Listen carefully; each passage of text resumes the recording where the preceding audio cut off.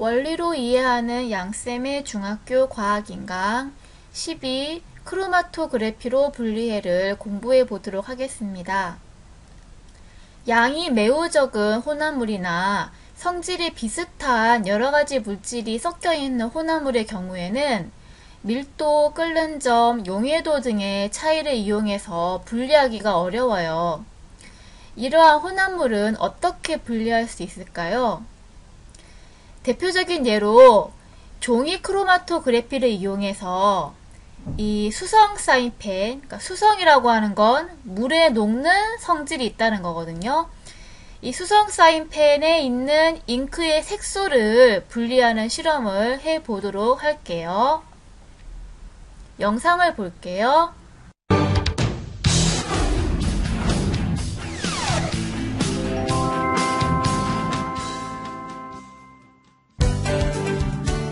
크로마토그래피를 이용하여 수성 사인펜 잉크의 색소를 분리하는 실험을 해보겠습니다.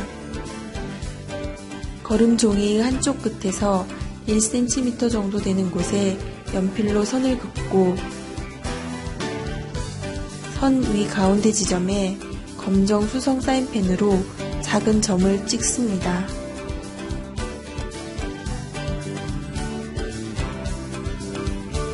거름 종이를 눈금 실린더에 넣어 거름 종이의 끝이 눈금 실린더의 바닥에 닿지 않을 정도로 길이를 맞춥니다. 점이 찍힌 쪽이 바닥을 향하도록 거름 종이를 고무바게에 접착 테이프로 고정합니다.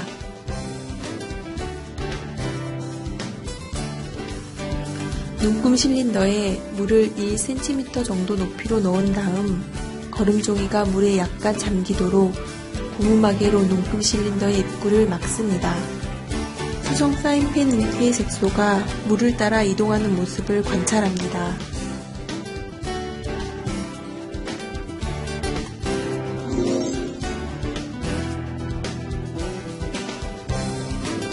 물 대신 에탄올을 사용하여 실험을 반복합니다.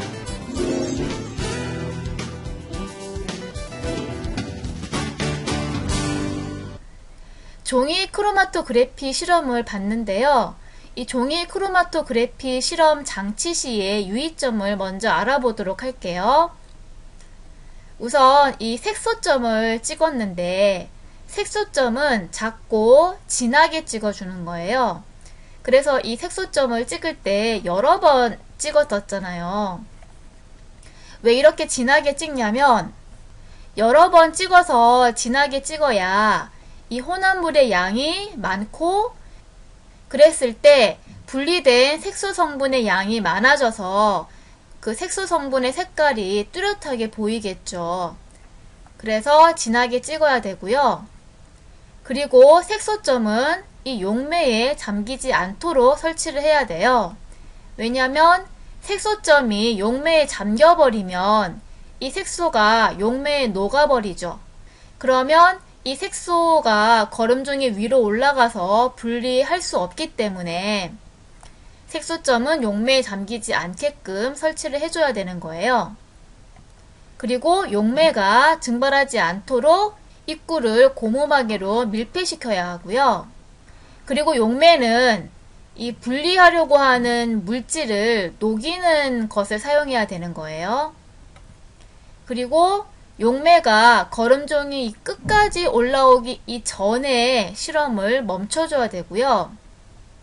그리고 거름종이는 눈금 실린더 이 벽에 닿지 않도록 설치를 해주면 되는 거예요.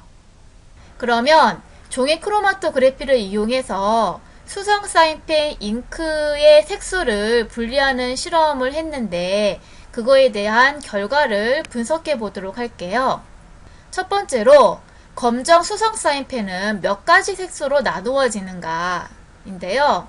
용매를 물로 사용했을 때와 용매를 에탄올을 사용했을 때의 결과를 보면 같은 색깔의 색소로 나누어지는 걸 볼 수 있는데요. 우선 볼 수 있는 게 하늘색, 그리고 뭐 주황색, 노란색, 보라색 이렇게 4가지 성분으로 분리가 되는 걸 볼 수가 있어요. 여기도 마찬가지죠. 자, 그러니까 결국 이 검정 수성 사인펜은 검정색 색소로 되어 있는 게 아니고요. 하늘색, 주황색, 노란색, 보라색 색소가 섞여서 검정색으로 보이는 혼합물이다 라고 하는 것을 크로마토그래피 실험으로 알 수가 있는 거예요. 자, 두 번째로 물과 에탄올을 용매로 사용했을 때 차이점이 있잖아요. 어떤 차이점을 볼 수 있냐면 에탄올을 사용했을 때에는 에탄올이 물보다 이동하는 속도가 느려요. 그래서 이렇게 성분을 분리하는데 시간이 많이 걸려요. 실험을 해보면. 그리고 이 사진을 통해서 보면 알 수 있듯이 분리된 색소의 순서가 다른 걸 볼 수 있죠. 그런 차이점이 있어요. 자, 그러면 학습지에 크로마토그래피를 이용한 분리에서 원리를 먼저 알아보도록 할게요. 혼합물을 크로마토그래피 했을 때 성분 물질이 어떻게 이렇게 분리가 되어지는지 그 원리에 대해서 설명을 해보면요. 우선 이 용매가 거름 종이를 타고 올라가다 보면 혼합물을 만나잖아요. 그때 혼합물에 있는 색소들을 녹이게 돼요. 그러다가 거름 종이와의 흡착력, 그러니까 흡착력은 이제 흡착하는 힘, 그러니까 붙는 힘을 얘기하는 거예요.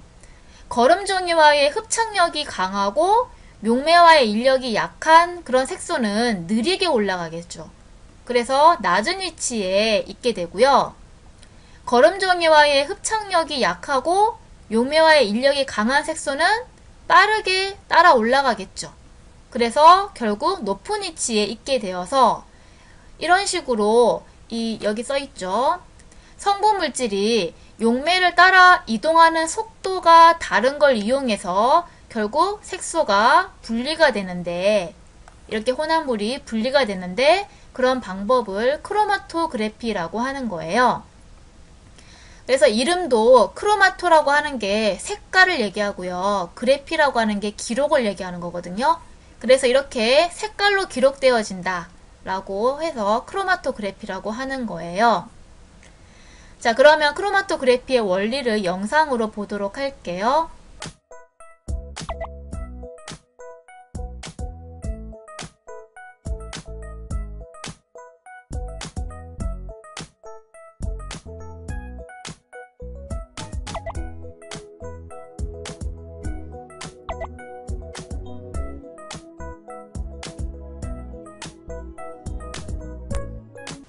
두 번째로 크로마토그래피의 특징을 알아볼게요. 크로마토그래피는 혼합물의 양이 적은 경우에도 분리가 가능한 거죠. 이렇게 색소점의 경우에 혼합물의 양이 적잖아요. 이런 경우에도 성분 물질별로 이렇게 분리를 할 수가 있었고요. 두 번째로 성질이 비슷한 물질, 그러니까 밀도나 끓는 점, 용해도 등의 성질이 비슷한 물질의 혼합물도 크로마토그래피를 이용하면 분리가 가능하겠죠. 자, 세 번째로는요. 이 용매가 바뀌면 분리되는 성분 물질의 수가 바뀌어요. 왜냐하면 용매에 녹는 성분만 거름 종이를 타고 올라가거든요.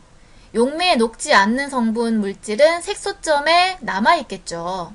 그래서 용매가 바뀌어버리면 이 분리되는 성분 물질의 수가 달라지게 되고요. 그리고 용매가 바뀌면 성분 물질이 이동한 거리가 달라져요. 왜냐하면 용매의 종류에 따라서 용매와 이 성분 물질의 인력이 다르잖아요. 그러니까 결과적으로 성분 물질이 용매를 따라 이동하는 속도가 달라지게 되고, 그래서 성분 물질이 이동한 거리가 달라지게 되는 거예요. 그래서 앞에 실험에서 물을 용매로 사용했을 때랑 에탄올을 용매로 사용했을 때 이 성분 물질이 분리되는 순서가 다르잖아요. 그것이 용매의 종류가 달라지면 용매와 성분 물질의 인력이 서로 다르기 때문에 이렇게 분리되는 순서가 달라졌던 거예요.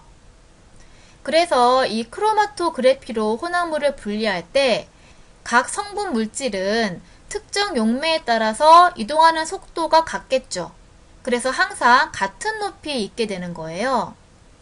그래서 용매가 올라간 높이랑 성분 물질이 올라간 높이의 B는 이 특정 용매에 대해서 이 물질이 고유한 값을 가지기 때문에 물질의 특성이 되어요. 그러니까 예를 들어서 이제 성분 B의 경우에는 용매가 올라간 높이 A분의 성분 물질이 올라간 높이 B, 이 A분의 B라고 하는 이것이 용매의 종류와 같으면 이 B가 항상 같은 값으로 나오게 되겠죠. 그래서 이 B가 물질의 특성이 된다는 거고요. 그래서 이 B의 값으로 이 B의 값만 보면 이 성분이 무슨 물질인지를 알아낼 수가 있다는 거예요. 그래서 크로마토그래피를 하면 성분을 분리할 뿐만 아니라 이 성분이 무슨 물질인지를 알아낼 수 있다는 장점이 있어요. 그래서 많이 사용하는 분리 방법이에요. 자, 그러면 예를 들어서 실험을 통해서 이 내용에 대해서 알아보도록 할게요. 여러 가지 잉크를 준비했습니다. 4가지의 잉크를 가는 모세관으로 뽑아서 혼합시켜 보도록 하죠.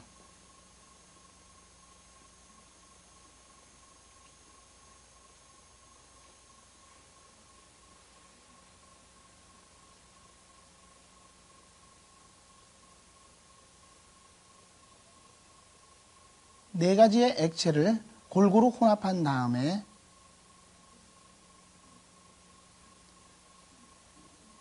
우리가 가는 모세관을 사용해서 이 액체를 뽑아 보도록 하겠습니다.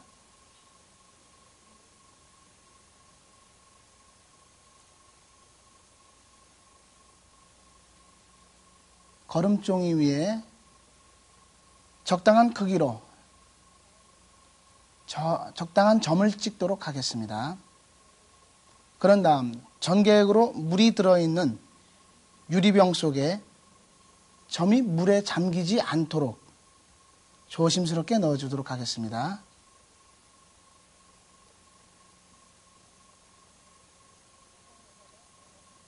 뚜껑을 닫아 거름종이에 액체가 충분히 포화되도록 한 다음에 오랜 시간 동안을 놔두도록 하죠.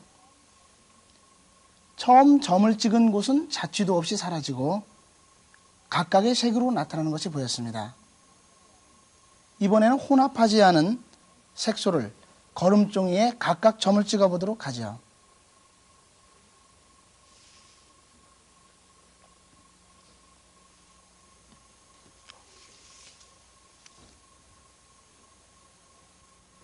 전개액을 따라 색소가 올라가기 시작하죠. 파란색, 빨강색, 노란색, 주황색의 색소가 올라갔습니다. 이것을 비교해보면 같은 색소일 때는 같은 높이만큼 우리가 올라가는 것을 알았습니다. 그래서 크로마토그래피로 성분 물질의 종류를 확인할 수 있기 때문에 크로마토그래피는 범죄과학 수사에서도 사용돼요. 그래서 여기 CSI의 한 장면이 있는데 보도록 할게요. Sorry, little buddy. Scabble. My name's Paul, and this is Between Y'all. Talk about Pulp Fiction. 시체를 먹은 구더기를 크로마토그래피로 분석을 할 거예요. Fire up that gas chronograph mass spectrometer thing. 나오죠? No problem, sir. 자, 이 장치가 크로마토그래피 장치고요. 15 seconds till pay dirt. Cool. Play any pigskin, man? No, I'm off that. It's prime time for you. I haven't made a bet in a month. I can't say I don't have that issue. 자, 이렇게 결과가 나오는데 I've seen this stuff for a while. What's that? Jimson weed. 이 구더기를 크로마토그래피를 해 보니까 이 흰 독말풀의 독성 물질이 나왔잖아요. 그래서 피해자가 흰 독말풀로 독살되었다는 것을 확인하는 장면이었어요. 세 번째로 크로마토그래피의 결과 분석을 보도록 할게요. 아까 다 얘기했던 거예요. 자, 우선 A, B, C, D, E, F라고 하는 이 물질을 크로마토그래피를 했을 때 이동한 거리가 나와 있는 거고요. 지금 보다시피 A, B, C, D의 경우에는 한 가지 성분만 나왔기 때문에 순물질이라고 생각할 수가 있겠죠. 그리고 이 F의 경우에는 여러 가지 성분으로 분리가 되었기 때문에 이 F가 혼합물이라고 볼 수가 있는 거예요. 그때 E의 경우에는 이게 들어있는데 이게 D 성분이죠. 앞에서도 얘기했지만 각 성분이 올라간 높이가 같으면 같은 성분인 거잖아요. 그래서 E에는 D와 이거 B가 섞인 혼합물이다는 것을 알 수가 있고요. F의 경우에는 이 A와 그리고 B와 C가 섞인 혼합물이라는 것을 알 수가 있는 거죠. 그래서 이 크로마토그래피에서는 A, B, C, D 성분 물질이 분리가 되어진 건데 여기서 이 각 물질의 거름종이와의 흡착력, 그러니까 붙는 힘을 비교를 해본다면 거름종이와의 흡착력이 강할수록 이동 속도가 느릴 거잖아요. 그러니까 D가 가장 흡착력이 강하고 그 다음이 A, 그 다음 B, 그 다음 C 순서가 되는 걸 알 수가 있겠죠.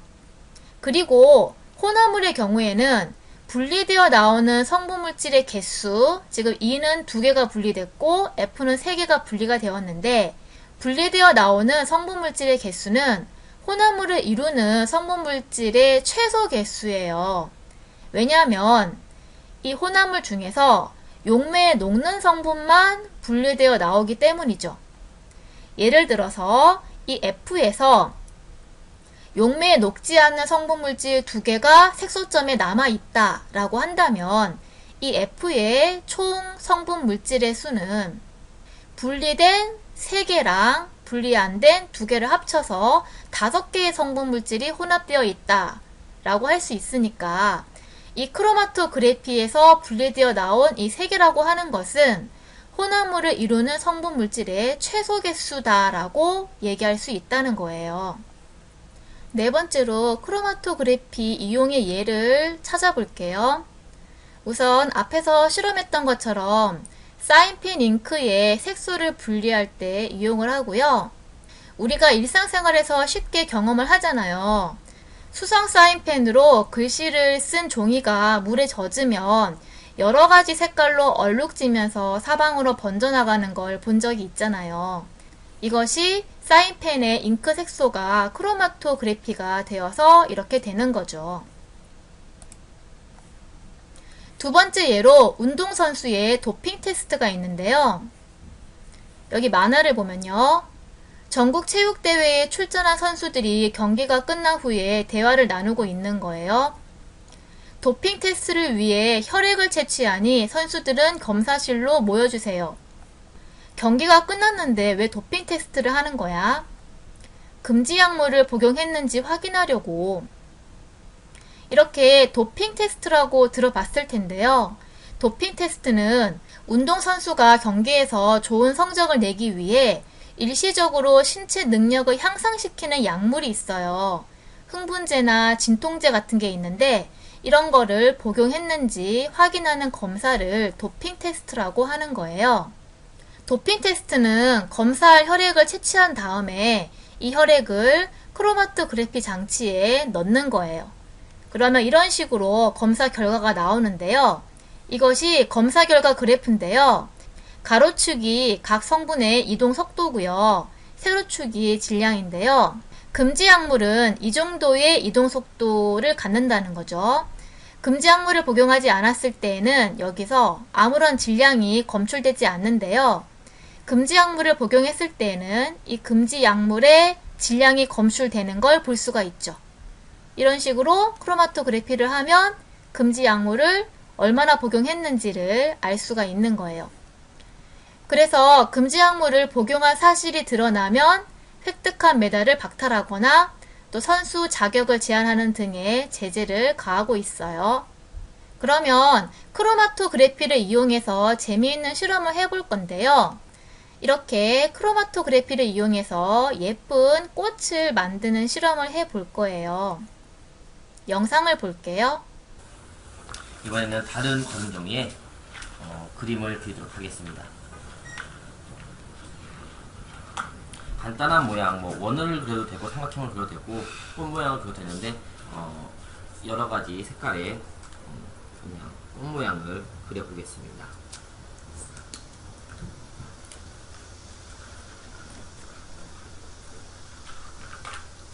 빨간색도 한번 그려볼게요.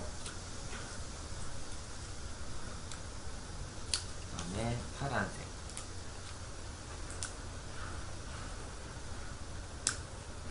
그 다음에 초록색. 예, 꽃 그림을 그린 다음에 꽃 그림 가운데에다가 스포이트를 이용해서 물을 한 방울에서 두 방울씩 떨어뜨려 보겠습니다. 이 실험은 결과가 바로 나오는 실험이라 잘 보셔야 됩니다. 예, 한 방울, 두 방울 정도. 한 방울만 떨어뜨려도 되고요.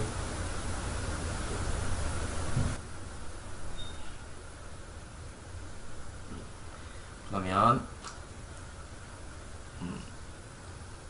사인펜의 색소가 퍼져나가는 모습을 볼 수 있는데, 이렇게 검은색이나 진한 색인 사인펜일수록 나가는 모양이 더 뚜렷하게 잘 나타날 수 있습니다.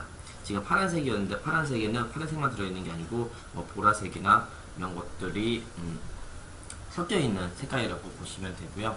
그 다음에 이런 결과가 나타나는 이유는 색소마다 이 거름 종이에 달라붙는 정도가 달라서 이동하는 시간이 다르게 됩니다. 그래서 퍼지는 속도가 다르니까 여러 가지 모양을 나타낼 수 있습니다. 방금 본 방법으로 이렇게 실험을 하게 되면 이렇게 사인펜이 크로마토그래피가 되면서 다양한 색소 성분으로 나누어져서 예쁜 이런 예쁜 꽃 모양들을 만들어낼 수가 있는 실험이었어요. 오늘 여기까지 수업을 마치도록 하겠습니다.